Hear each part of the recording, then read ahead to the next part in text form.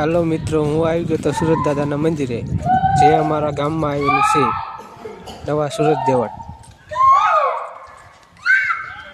જો મિત્રો, આ છે મંદિર. મિત્રો, તમે અહીંયા આવેલા હો, કોમેન્ટ જરા કરજો. આ મંદિર જોયું હોય તો કોમેન્ટ કરજો.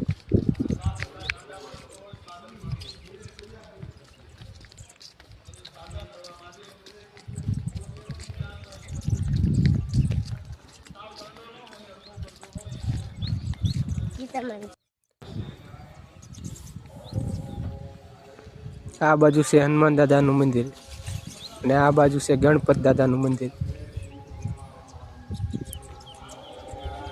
જો મિત્રો, આપણે સુરત દાદાના દર્શન કરીશું. જો